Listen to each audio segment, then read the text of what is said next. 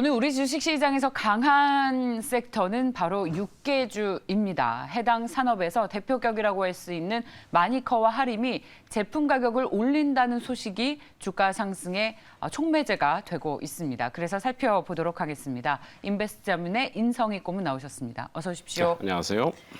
고문님께서는 육개주의 동반 강세의 원인은 어디에 있다고 생각하십니까? 오늘 육개주 같은 경우 특히 이제 자원 관련주들이 오전에 좀 반짝했다가 네. 육개주들은 이제 밀리고 있어요. 그래서 오늘 조정폭을 좀 보이고 있는데 거래량 봐서는 그냥 끝날 것 같지는 않다. 일단은 먼저 말씀을 드리고요. 하루 이틀 정도 쉬다가 특별한 뭐 재료가 없고 시장의 변화가 없으면 다시 올라갈 것으로 일단 보는데.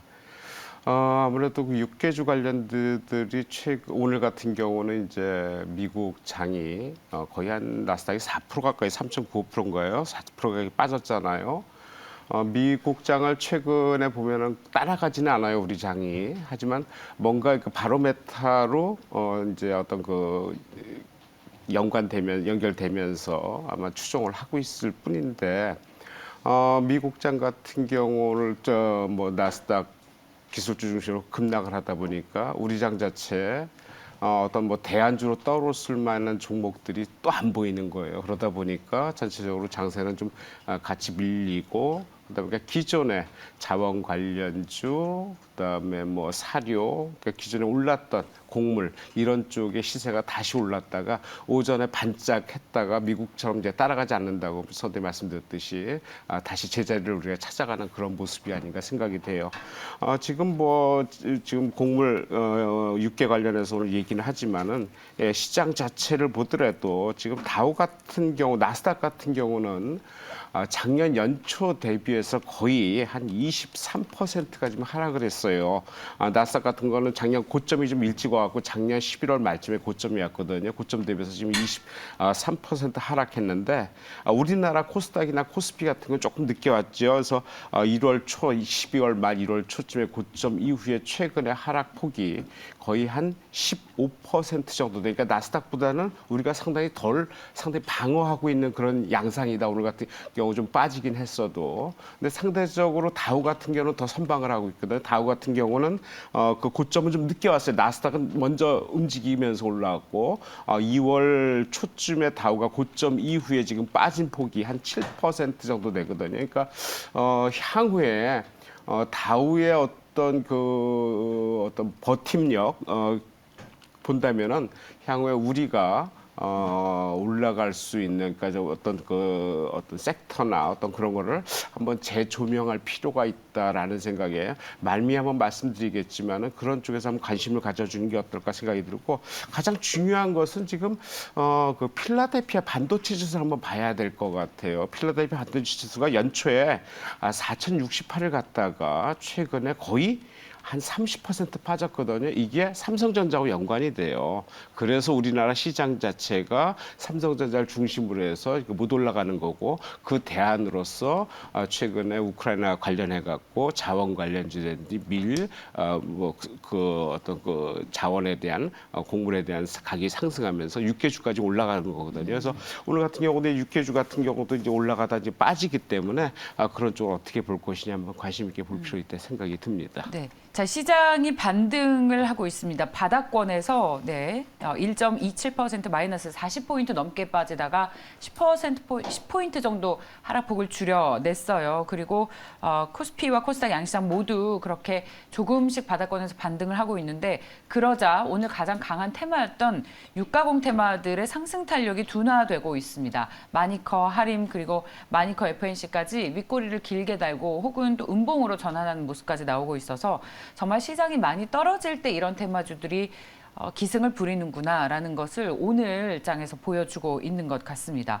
자, 그렇다면 앞서 말씀해 주셨는데 나스닥과 미국장을 보면서 우리 테마주들의 상승을 어떤 예상을 해볼 수 있다라는 이야기를 해주셨는데 지금 사실 이 제품 가격에 전가가 된다라는 것이 분명히 주가 상승의 호재가 되고 있는 것 같은데요. 닭 가격으로 이런 전이가 얼마나 될지, 곡물 가격의 인상, 사료 가격 인상, 그러자 닭고기 가격까지 함께 오르게 됐는데 이 인상이 전이가 얼마나 될 수 있겠습니까?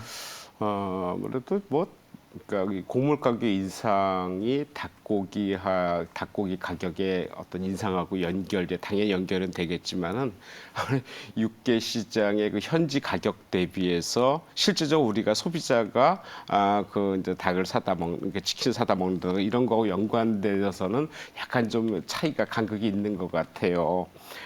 최근에 그 옥수수나 그 자원 관련, 그러니까 그 곡물 가격이 상당히 급등을 했죠. 그래서 옥수수 같은 경우 5월 인도분이 지금 803달러까지 올라갔는데 이게 작년 저점이 한 495달러예요. 그러니까 거의 한 1.6배, 2.7배, 2배 가까이 좀 못 올랐고 상대적으로 밀 같은 경우는 급등을 한 이후에 다시 조정을 보이죠. 최고가 작년 7월 달에 600달러, 608달러에서 최고가 올해 얼마 전까지 1,425달러까지 아주 급등을 해서 2.5배 급등을 했다가 지금 1,000달러, 1,080달러, 100달러 전 선까지 조정을 보이고 있는 상황이거든요. 그래서 그런 거와 연계돼서 곡물 가격이 상당히 급등을 했고 상대적으로 그게 영향을 받는 우리의 뭐 육개주나 이런 이쪽의 가격 등은 주가는 상당히 많이 올랐는데 실제로 원산지에서는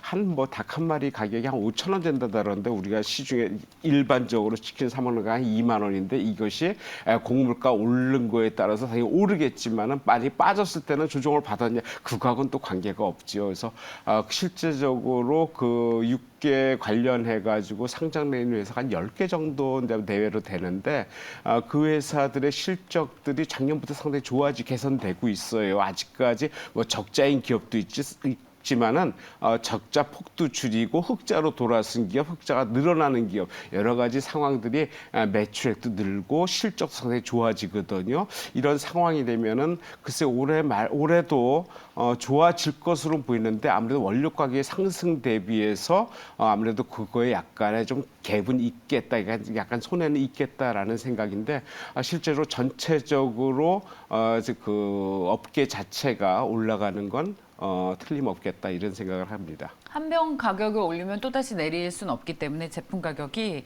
저희가 이 인플레이션 해지가 가능한 종목들의 투자 아이디어는 이제 지금 원자재 가격이 많이 오르고 있지만 여기서 이제 그야말로 상승 탄력이 둔화가 되면 제품 가격을 이미 오른 기업들은 수익성이 더 좋아지지 않을까라는 기대감이 있는 것인데요. 육개주들의 수익성도 더 좋아질 수 있겠습니까? 네, 좋아집니다. 지금 뭐 대표적으로 이제 우리가 이제 하림 같은 거 육개주 중에 대장주로 지금 보고 있는데 하림 같은 실적이 작년 영업 이익이 321억이 나왔어요. 이게 전년 대비해서 거의 5배가 올랐거든요. 올해는 그렇게까지는 못 오르죠. 아무래도 원료가도 인상됐고 아무래도 있기 때문에 그렇게까지 못 오르겠지만은 작년 실적이 상당히 엄청 좋았고 그리고 주가는 좀 나중에 좀 자극을 받았거든요. 오른 거는. 그리고 서두에도 말씀드렸지만은 오늘 전체적으로 미국 시장에 따라서 우리가 조정을 받았는데 그 대안으로 기존에 올랐던 이제 자원 관련주가 리바이벌 한다든지 기존의 사료, 곡물, 비료 이런 쪽들이 올라가긴 하지만은 아침에 좀 반짝하다가 다시 조정을 받는 그런 상황이거든요. 하지만 거래가 보니까 최근 거래량 대비해서 현저하게 좀 낮은 상황이에요. 그렇다면은 팔려는 사람보다는 일단적으로 차익 매물을 내는 사람을 계속 손바뀜이 일어나는 정도일 뿐이지 본격적으로 매도에 가담한 건 아닐 것 같다라는 생각에 그렇다면은 향후에도 실적과 연계돼서 상승 가능성이 좀 더 있지 않을까. 그리고 전제 조건은 시장 자체가 현재 우크라이나 인플레이션 관계에서 계속 미국장부터 지지분해지는 상황이 계속 연결된다면은 이런 테마성 상승 종목은 추후에 더 갈 가능성이 있다. 이렇게 판단하는 게 맞을 것 같습니다. 그렇다면 혹시 육개주 중에서 가장 매력 있는 주식은 뭘로 꼽고 계십니까? 저는 할인도 좋게 보는데요. 이지홀딩스를 한번 볼 필요 있다 생각이 돼요. 네. 굳이 이제 육개주 관련해서 말씀을 드리는 거니까 종목이 한 10개 내외 뭐 마니커, 뭐 이촌, 동우 여러 개가 있는데 지금 우리가 또 마니커를 얘기할 때 보면은 마니커의 계열사들이 연결돼 있어요. 그러니까 마니커의 대주주가 팜스토리예요. 팜스토리는 돈육 관련해서 엄청나게 급등한 종목이에요.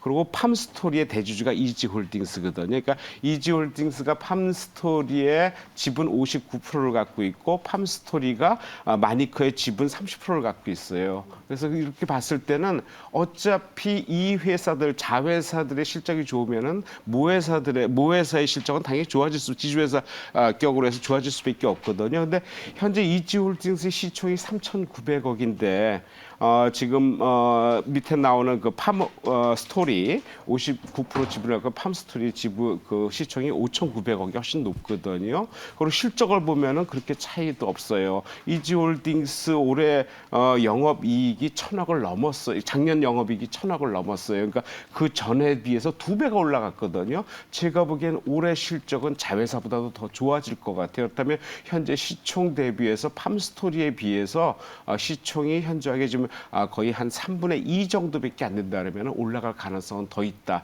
그리고 최근에 여러 종목들의 그 육개공이나 관련 곡물 가격 종목들이 올라갈 때 상대적으로 덜 올라간 감도 없지 않아 있거든요. 그렇다면 지주회사가 실제적으로 일을 하는 것보다는 어떤 그 자회사의 수익과 연계된 그 실제로 자기가 하는 일 그 연관돼서 그렇게 지주회사가 강세를 보이지 않지만은 현재 이 상황에서는 상당히 좀 상대적으로 저평가돼 있는 게 아닌가 판단이 돼서 그런 쪽에 한번 관심을 가져볼 필요 있겠다 생각이 듭니다.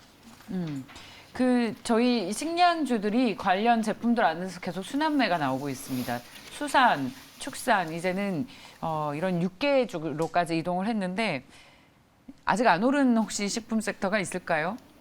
글쎄요, 식품 섹터를 여기서 더 찾는 거는 전 개인적으로는 예를 들어서 풀무원 등 크라운제가 제과류나 식품 이런 쪽으로도 지금 확산이 되지 않겠냐 생각이 드는데 글쎄요, 그쪽의 실적을 보면 그렇게 괜찮지 않거든요. 그렇다면 이제부터는 제가 보기에는 향후에는 이제 가치주 쪽으로 가야 될 것 같아요. 그리고 항상 말씀드리지만은 지수가 주가가 종합주가 지수가 지금 많이 하락을 했잖아요. 미국 나스닥에 비해서는 덜 했지만은 아무래도 우리도 많이 하락을 했어요. 그렇다면 향후에 이게 리바운딩, 우크라이나 사태가 웬만큼 좀 해결이 되고, 좀 문제는 제가 보기에는 미국 같은 경우는 우크라이나가 아니라 인플레이션이에요. 인플레이션이 지나서 스태그플레이션까지 얘기가 나오거든요. 그래서 그쪽은 빨리 이거를 금리를 인상해갖고 빨리 돈을 흡수해서 돈의 가치가 떨어지는 걸 막고 어떻게 잘하면은 그 원자재나 어떤 그 시중의 가격 자체를 좀 다운시키 1년 쪽으로 가기 때문에 우리하고는 조금 좀 개념이 달라요. 우리는 원자재 문제도 있고 자동차 반도체 문제도 있고 여러 가지 우리 수출업체니까 현재로서는 가장 힘든 시기이라고 보는 게 맞는 것 같아요. 그래서 그런 쪽에서 향후에는 대형주 위주로 가는 게 맞지 않겠냐 개인적으로 그렇게 생각을 합니다. 그래서 삼성전자가 지금 고생을 하고 있지만은 필라델피아 반도체 지수가 어느 정도 저점을 막아준다거나 아니면은 중국의 반도체 관련해 갖고 자동차 쪽에 웬만큼 좀 부품 순환이 좀 연해진다거나 이렇단다면은 그런 쪽에 대형주 위주로 가는 게 이제는 맞겠다라는 생각. 그래서 섹터로는 반도체나 다시 2차 리바이벌 되는 2차 전지, 5G 이런 쪽도 이제 워낙 지금 많이 빠졌거든요. 그래서 그런 쪽에서 이제는 관심을 가져야 되겠다. 그리고 대형주 쪽에서 관심을 가져야 겠다. 개인적으로는 좀 그렇게 생각하고 있습니다. 네, 잘 들었습니다. 오늘 육개주들의 상승을 시작해서 우리 고문님께서 가지고 계시는 우리 시장에 대한 아이디어까지 들어봤습니다. 인베스트 자문의 인성희 고문이었습니다. 고문님 고맙습니다. 네, 감사합니다.